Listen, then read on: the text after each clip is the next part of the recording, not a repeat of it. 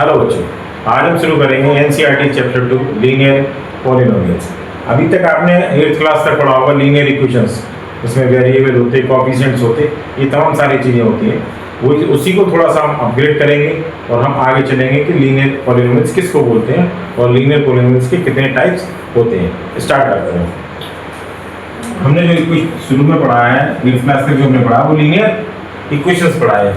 उसमें क्या होता है इस तरीके से 2x + 7 = 0, इस तरीके से जो दे रखा होता है। यहाँ क्या ये कोएफिशिएंट हो गया, ये वेरिएबल हो गया और ये हमारे पास कांस्टेंट नंबर हो गया। अब हमारे पास जो पॉलिनोमियल्स होते हैं, पॉलिनोमियल्स कितने तरह के होते हैं।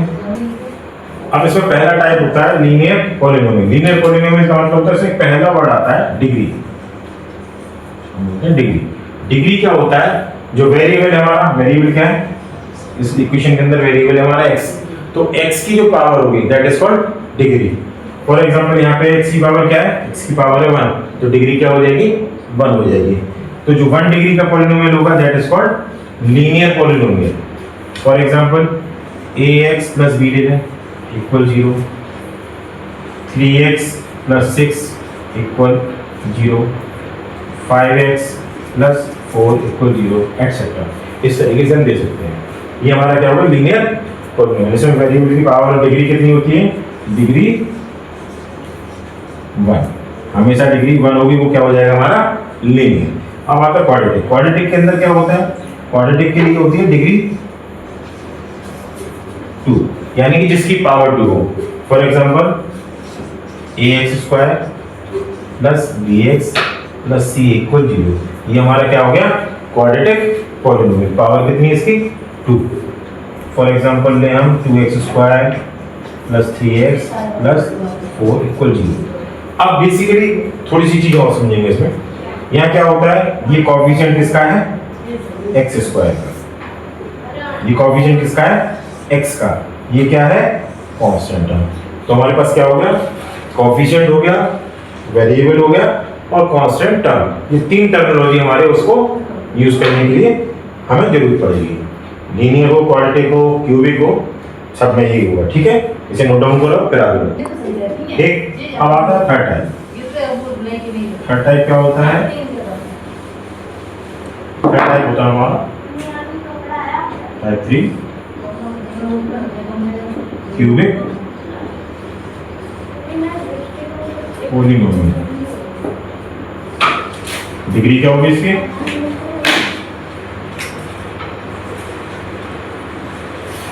डिग्री होगी 3, ax³ + bx² + c = 0। इस तरीके से लिख सकते हैं ax³ + bx² + dx + cx + d = 0। हम इस तरीके से लिख सकते हैं। अगर न्यूमेरिकल मिले तो क्या हो जाएगा ax³ + 4x² + 5x + 9 = 0। ये हमारा क्यूबिक पॉलिनोमियल है। क्यूबिक का मतलब क्या होगा, जिसकी डिग्री 3 हो। एक चीज नोट करने वाली है, किसी भी पॉलिनोमियल का सॉल्यूशन जो उसकी डिग्री होती है, यानी जो पावर होती है हाईएस्ट पावर, जैसे यहाँ पे पावर कितनी है 3, तो इसके x के जो सॉल्यूशन निकलेंगे वो कितने निकलेंगे 3 निकलेंगे। अगर पावर 2 है तो x के सॉल्यूशन निकलेंगे 2 और पावर 1 है तो x की वैल्यू कितनी निकलेंगे 1। यानी कि जितनी पावर होगी उसके नंबर ऑफ सॉल्यूशन भी उतने ही होंगे। Degree = number of solutions. ठीक है, अब आता है फोर्थ वन। फोर्थ हमारा होता है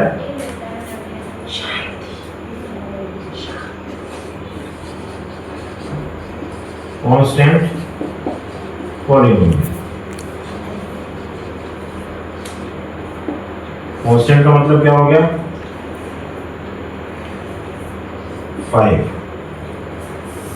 ठीक है, अब यहाँ पे आप ये कह सकते हो डिग्री तो है ही नहीं, डिग्री यहाँ प्रेजेंट नहीं, तो 5x को we can write it in the form of 5x⁴ और x⁴ is equal to, you know that x⁴ is equal to 1, यानी किसी भी नंबर की पावर 0 होगी तो उसकी न्यूमेरिकल वैल्यू क्या होती है 1 होती है।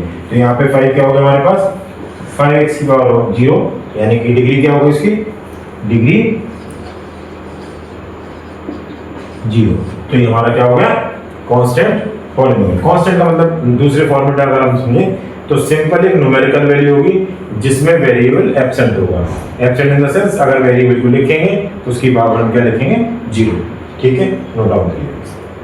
अब हम स्टार्ट करेंगे NCERT chapter 2 linear polynomials exercise 2.1। पहला क्वेश्चन क्या कहता है इसका, find the degree of the following polynomials. हमें क्या करना है, हमें डिग्री फाइंड करनी है। We have to find the value of degree. तो फर्स्ट क्वेश्चन का पहला पार्ट है 2x square minus 5x plus 3. Second is y cube plus 2y minus 1. Third one is minus 9 and fourth one is 4z minus 3. पूछा find the degree of the following polynomial. देखिए मैंने भी क्या बताया, degree क्या होती है, हाईएस्ट पावर। जो हाईएस्ट पावर होगी वो क्या होगी, इसकी डिग्री होगी। यहाँ पे इस इक्वेशन में हाईएस्ट पावर क्या है, highest power of variable is 2। तो डिग्री क्या हो गई, डिग्री इक्वल। ठीक, इस इक्वेशन में क्या है, y की पावर 3 प्लस 2y माइनस 1 ये दे रखा है। हाईएस्ट पावर ऑफ y कितनी है 3, तो डिग्री कितनी हो गई 3। यहाँ पे क्या होगा डिग्री, देखिए मैंने भी बताया था 5 की पावर 5 x की पावर 0 लिखा था, तो माइनस 9 को लिखते we can write it in the form of 9x की पावर 0। तो इससे डिग्री क्या हो गई, डिग्री हो गई 0। यहाँ पे z की पावर कितनी है 1 is the highest power of z, the degree will be, let's see answer, note down करिए। चलिए अब आते हैं क्वेश्चन नंबर 2। क्वेश्चन नंबर 2 क्या कहता है, right the polynomials of degree 1, 2 and 3। 1 degree यानी क्या हो जाएगा, लीनियर पॉलिनोमियल क्या होगा 2x प्लस 6 इक्वल 0। अब सेकंड डिग्री क्या है 2, तो क्या हो जाएगा 3x square plus 2x plus 9 equal 0। And third is cubic polynomial 3x cube plus 4x square plus 5x plus 6 equal 0। ये हमारा डिग्री 1 का हो गया, ये डिग्री 2 का हो गया, ये हमारा डिग्री 3 का हो गया। ये हमारे सॉल्यूशंस हो गए। ठीक है, नोट करिए इसको। क्लियर हो गया क्वेश्चन, समझ में आ गया सबको। चलिए आगे बढ़ते हैं, अगला क्वेश्चन करते हैं। क्वेश्चन क्या है third, what are the coefficients of x square and x की power 3 in the polynomial x की power 4 minus 3x cube plus 6x square minus 2x plus 7। मैंने क्या बोला था, कोएफिशिएंट क्या होता है ax प्लस b। तो यहाँ पे कोएफिशिएंट ये हो गया और ये हमारा कांस्टेंट टर्म हो गया। वेरिएबल के साथ जो नंबर लगा होता है, न्यूमेरिकल वैल्यू जो होती है वो क्या होता है, हमारा कोएफिशिएंट होता है। तो in the given equation coefficient of x square and x cube, तो x स्क्वायर का हो जाएगा हमारे पास, x स्क्वायर का कोएफिशिएंट क्या हो जाएगा इक्वल 6 और x क्यूब का क्या हो जाएगा इक्वल, ये कितना है -3, तो माइनस का 3। ये हमारा आंसर होगा। चलिए देखिए अब आते हैं क्वेश्चन नंबर 4। क्वेश्चन नंबर 4 क्या है, 4z cube plus 5z square minus 11। We have to find coefficient of z। z का कोएफिशिएंट क्या है यहाँ पे, कैन यू गेस, कुछ आइडिया? अगर किसी को आइडिया हो तो कमेंट में लिखें कि z का कोएफिशिएंट क्या होगा, बिकॉज इक्वेशन जो दी रखी है उसमें z है ही नहीं। तो z का कोएफिशिएंट क्या होगा, इसे अगर हम स्टैंडर्ड फॉर्म में लिखें जिससे हम कंपेयर करने के आंसर क्या हो सकता है, plus 5z square plus 0z minus 11। तो कोएफिशिएंट ऑफ z क्या हो जाएगा 0। तो आंसर क्या हो जाएगा हमारे पास, कोएफिशिएंट ऑफ z इक्वल 0। अब इस लास्ट क्वेश्चन में पूछता है वो कि 9x cube plus x square minus 8x minus 10 ये गिवन एक्सप्रेशन है हमारे पास। क्यूबिक पॉलिनोमियल है हमारे पास। कांस्टेंट टर्म पूछा है। कांस्टेंट टर्म क्या होता है? कांस्टेंट टर्म मींस जिसमें हमारे पास वेरिएबल ना हो। तो इस इक्वेशन में यहाँ वेरिएबल है, यहाँ वेरिएबल, यहाँ वेरिएबल है, यानी कि 10 के साथ कोई वेरिएबल नहीं है। याद रखें इसमें जो नेगेटिव अगर साइन आता है तो हमें साथ में लेना पड़ेगा। तो यहाँ पे कांस्टेंट टर्म क्या हो जाएगा हमारे पास? -10। ये हमारी एक्सरसाइज 2.1 कंप्लीट हो गई। अब हम स्टार्ट करेंगे एक्सरसाइज 2.2 थोड़ी सी ब्रेक के बाद। अब हम स्टार्ट करते हैं exercise 2.2।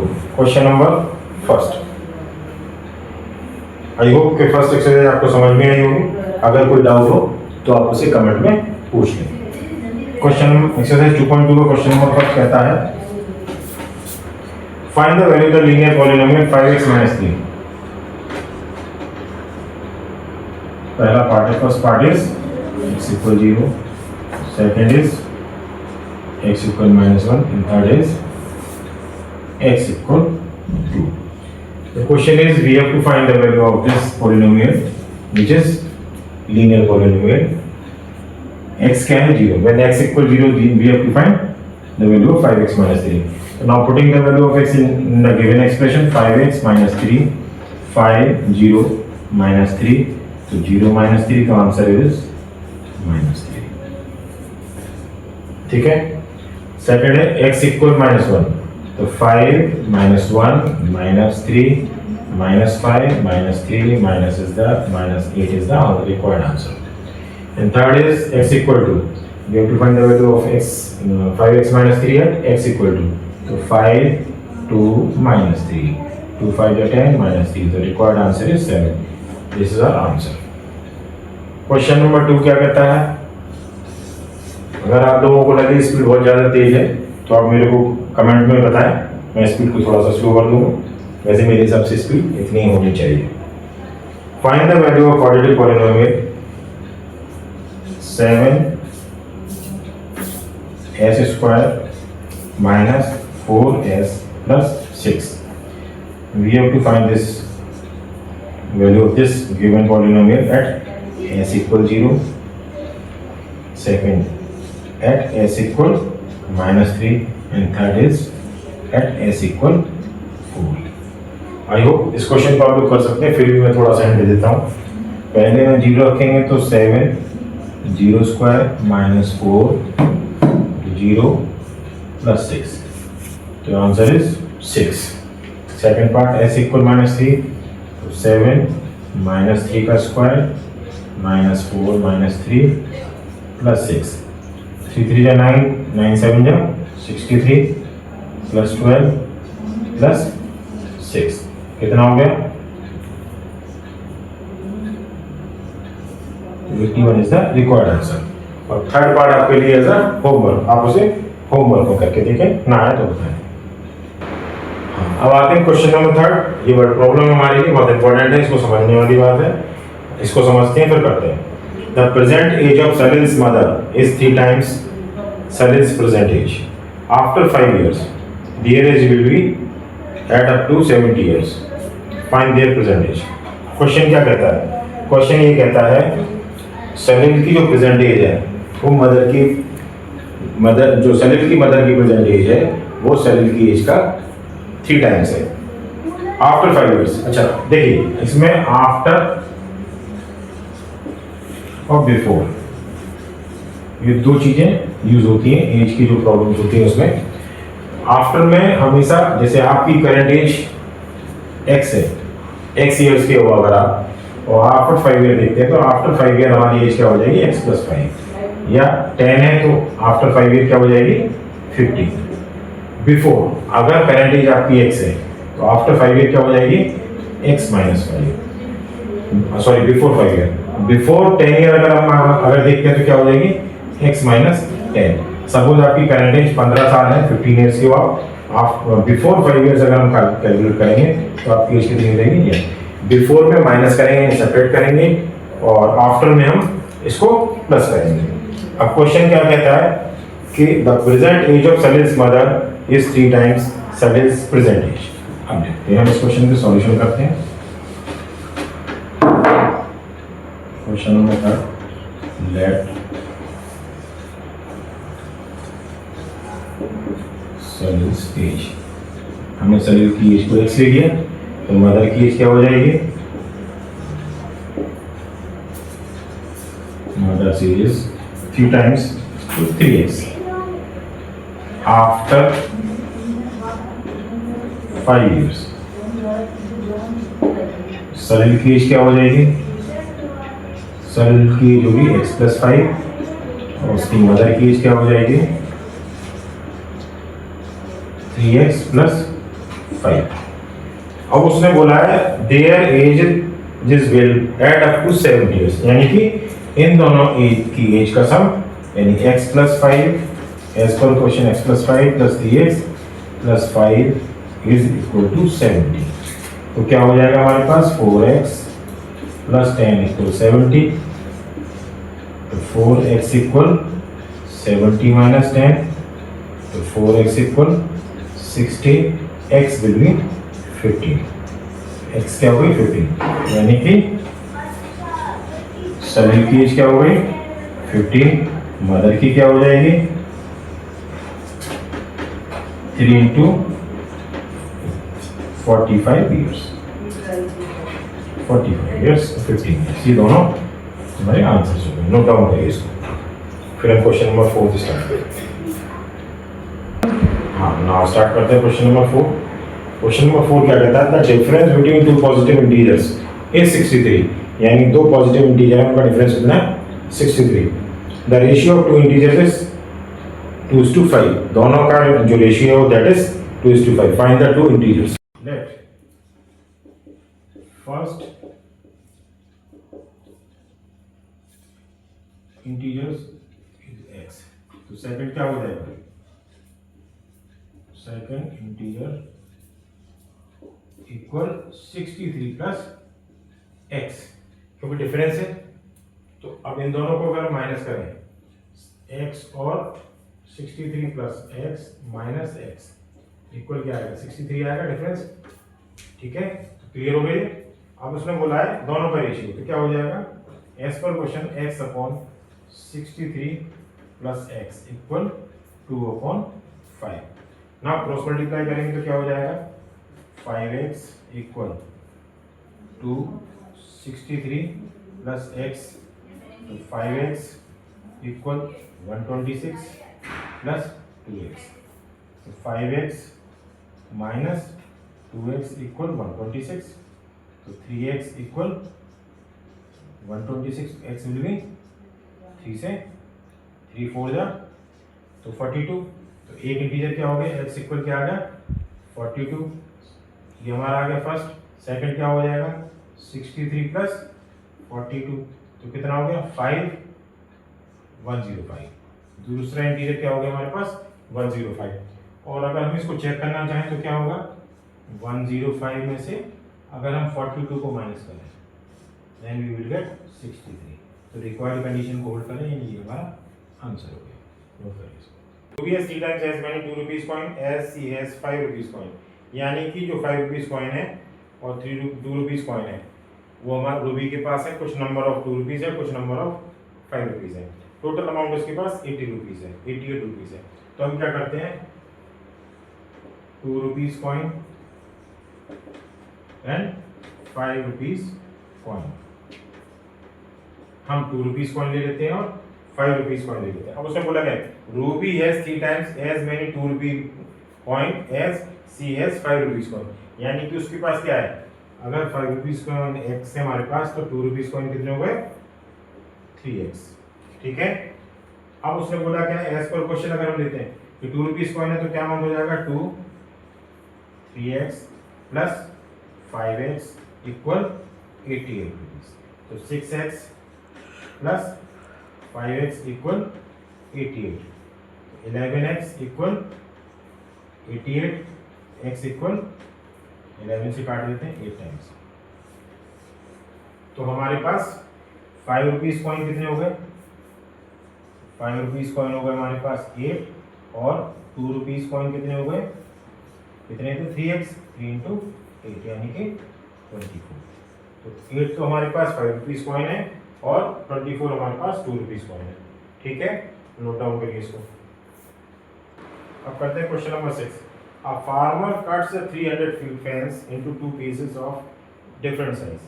The longer piece is 4 times as long as the shorter piece. How long are the 2 pieces? Question क्या है, एक फार्मर है, उसका 300 फीट लंबी फेंस है, उसे 2 साइज में डिवाइड करता है। तो let first part equal x, second part क्या हो जाएगा 300 माइनस x। उसने बोला क्या है, the longer piece is 4 times as long as the shorter piece. अब वी डोंट नो कि विच इज लॉन्गर, दिस और दिस, हमें नहीं मालूम दोनों में से लॉन्गर कौन सा है। तो हम क्या करते हैं, the longer piece is 4 times as long as the shorter piece. हमने किसी एक को मान लिया, तो क्या हो जाएगा x equal 4 300 minus x। x equal 4 3 या 1200 माइनस 4x। तो ये आ जाएगा x प्लस 4x इक्वल 1200। तो 5x इक्वल 1200। तो x इक्वल कितना आ जाएगा 240। x की वैल्यू क्या आ गई 240। तो एक पार्ट क्या होगा, first part equal 240 and second part will be 300 minus 240 which is equal to 60 feet. तो आंसर इज 240 and 60 feet। ठीक है, नोट करिए इसको। ठीक है, अब आते हैं क्वेश्चन नंबर 7, 2.2 का second last question. If the length of a rectangle is 3 more than twice its breadth and its perimeter is 24 centimeter, what are the dimension of the rectangle? Question क्या कहता है, the length of a rectangle is 3 more। देखिए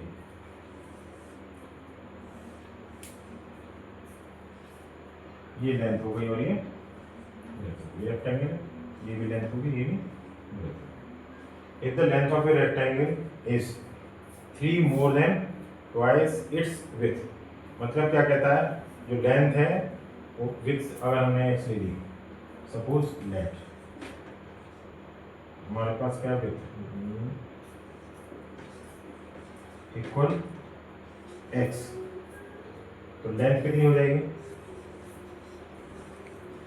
equal, इसमें length of a rectangle is 3 more than twice its width, तो 2x plus 3। Perimeter कितना दे रखा है, perimeter is given by 24 centimetre. Perimeter of rectangle क्या होता है, perimeter of rectangle is,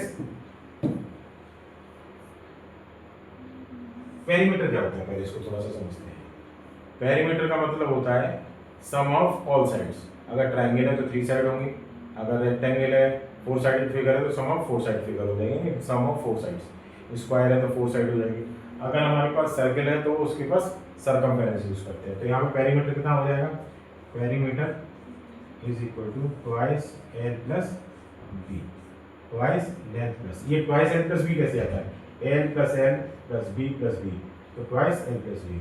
twice L कितना है हमारे पास 2x प्लस 3 प्लस बी कितना है हमारे पास विथ है x।